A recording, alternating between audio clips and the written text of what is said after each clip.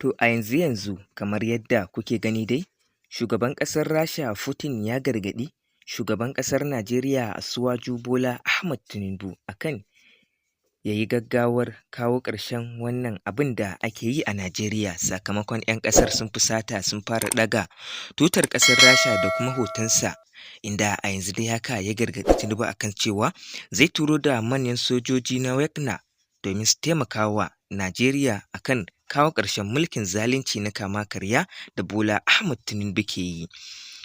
Kamar yadda a yanzu ku biyo ni dai a wannan bidiyo domin na kawo muku cikakken bidiyon yadda maganar tashi ta kasance akan shugaban ƙasar Najeriya. Amma kafin na kawo muku cikakken bidiyon fa, ina ga mai roƙon ku da idan har wannan ya kasance shigowar ku ta farko, a daure a danna subscribe sannan a danna alamar ƙararrawa, sannan kuma kada ku manta da taɓa alamar like akan wannan bidiyo. Ina godiya. To kamar yadda kuke gani dai a yanzu haka fa, bayan 'yan Najeriya sun fusata da jawabin da shugaba Asuwaju Bola Ahmad Tinubu ya yi a jiya, a rana ta biyar ma dai sun ƙara fitowa zanga-zanga, wacce kuma zanga-zangar ta zo da sabon salo akan wacce aka sani wacce ake yi da, domin ko a yanzu haka dai 'yan zanga-zangar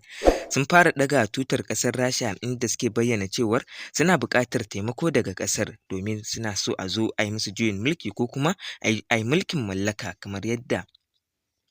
aka yi a ƙasar Nijar bayan sojoji sun yi juyin mulki, shugaban ƙasar Rasha kuma ya tsaya wa sojojin. A wannan karon ma dai 'yan Najeriya suna buƙatar shugaban ƙasar Rasha ya zo ya taimaka musu domin kawo ƙarshen mulkin kama karya da Asuwaju Bola Ahmad Tinubu ke yi.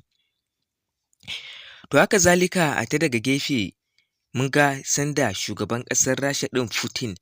ya kira zuwa ga gwamnatin Najeriya, wannan dai shine karo na farko kenan da shugaban ƙasar Rasha da kuma manyan gidajen labarai irin su Russian News suka fara yaɗa labaransu akan zanga-zangar da 'yan Najeriya suke yi fa ta canza salo, domin kuwa shafuka da dama da kuma manyan group irin na su BBC Hausa sun fara wallafa wannan lamari. Alamu dai ya nuna cewa 'yan Najeriya fa zuciyarsu ta ƙeƙashe kuma babu abin da suke da buƙata face kawo ƙarshen mulkin Bola Ahmad Tinubu a Najeriya.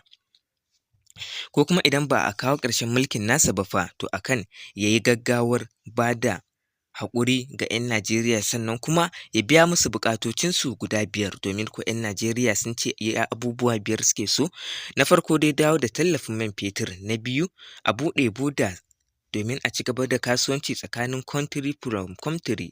ma'ana dai ƙasa da ƙasa kenan. Haka zalika kuma abu na uku sun ce suna buƙatar tsaro a ƙasa Najeriya baki ɗaya. Abu na huɗu kuwa sun ce suna buƙatar a janye custom daga bodojin Najeriya domin hakan zai kawo musu sauƙi. Wannan dai shine buƙatocin da 'yan Najeriya suke buƙata. A nan na kawo ƙarshen bidiyon.